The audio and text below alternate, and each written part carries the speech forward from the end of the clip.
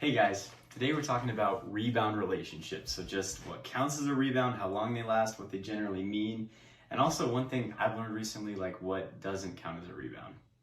So first, I guess if your ex just started dating someone, I usually count it as a rebound if they started dating someone that's not you within 3 months of the breakup.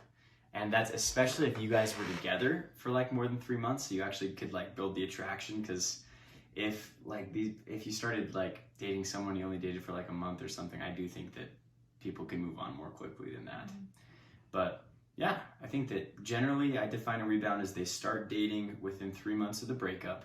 And the reason most of the time that people do that is to just cover up the pain of like losing the first person, which is you. So I guess, have you ever been in a rebound? I don't know if I've had rebound relationships before, but I don't know if I've ever been a rebound. Is that what you're asking me? So you've been the person who was rebounding. Okay, yeah. So I've been in rebound relationships before, and I think the difference that I noticed in the rebounds that I was in were like, I didn't really care about the new person that much. They just filled a need that I had. Like, they were just there. So every time I was in a rebound, it was like somebody that just popped up or was just like conveniently there after I went through something hard, like a breakup for somebody I actually cared about.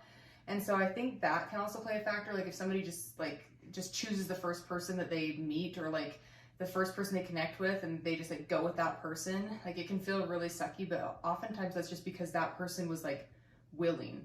Like they were there and they're like, I like you, and they're like, okay, well, I want this void filled that I have.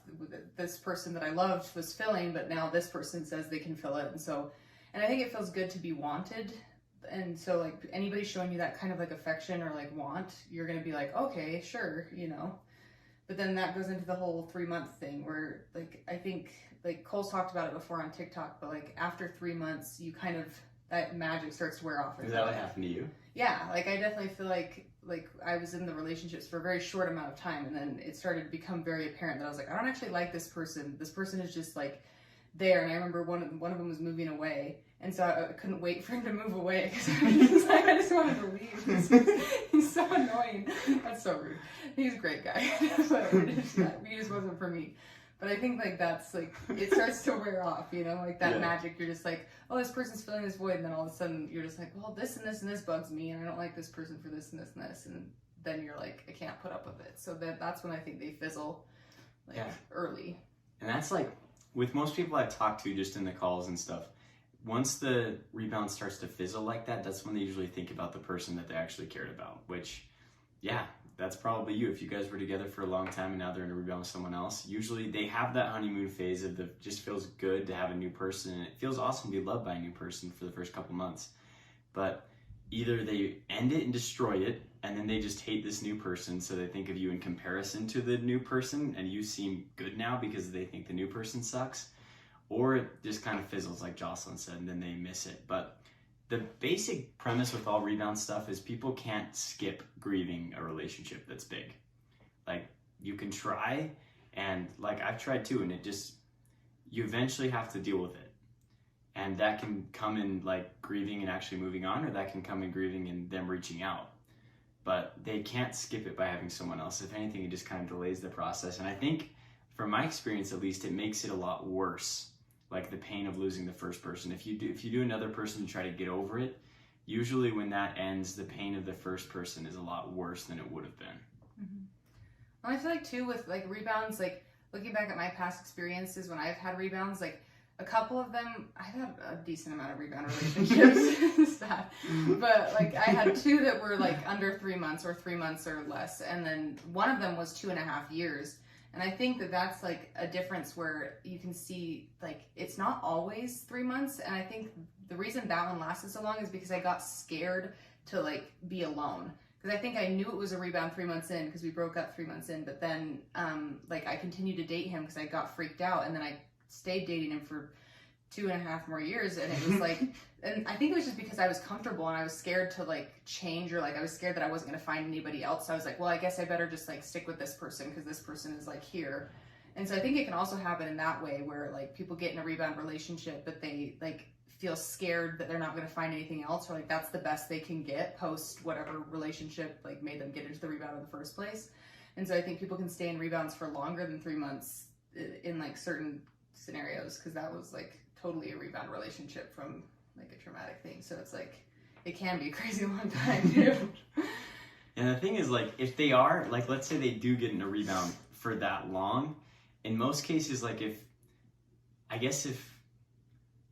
trying not to say, like, offend you. Offend me? No, you can offend me. But I'm saying, like, a lot of times, if they're in a relationship that's, like, that long, it's probably, like, more of a red flag that they're not ready for a relationship with you. That if they're, like, having to stick with someone that they don't actually want to be with, just because they don't want to feel their feelings, then it probably shows they're not ready for the fully committed relationship. Yeah. Okay. So yeah, those are the main thing on rebounds. So if your ex gets into a relationship within 3 months, then I would consider that a rebound. They usually break up after about 3 months, but then sometimes not. But again, if they're doing that, then I would consider that a red flag that they're not all the way ready for a real commitment, which is what you really want. Mm-hmm. Well, I think we should talk about the other thing too. Like, moving on. Yeah. Well, like, I think, like, for me, like, I feel like you can move on from relationships while still in them, and I think mostly girls can. Yeah. But like, that's one time where I think it could possibly not be a rebound, is when, like, if you've already grieved the relationship during the relationship, or like it was already like pretty much dead before like it actually ended officially, then I think that's could be a little bit more of a gray area when it comes to whether it's a rebound or not. It's something that freaked me out, because I had like a full-time thing on TikTok that I was talking to people about rebounds all the time. I met Jocelyn and really, really wanted to date her, but she had been officially divorced for like 2 months when I met her. Mm-hmm. So I was like, okay, based on this definition I've been teaching forever, this is like not a good idea for me to do. And like, so we just hung out every day, and I never asked her to like actually be my girlfriend, because I was just scared of it. And like, we talk about it all the time, like, are you actually over? She's like, yeah. I'm like, I don't believe you. And yeah, she taught me that if the person's withdrawing like during the end of the relationship, which again, I do think, yeah, from what I've seen with other people I've talked to, because I've been paying attention to this now, girls do it more often. So if you're a guy, I'd pay attention to that. If you feel like your girlfriend or spouse or whatever like withdrew for months beforehand, they're probably going to be able to move on quicker after, because they did a lot of that during the relationship.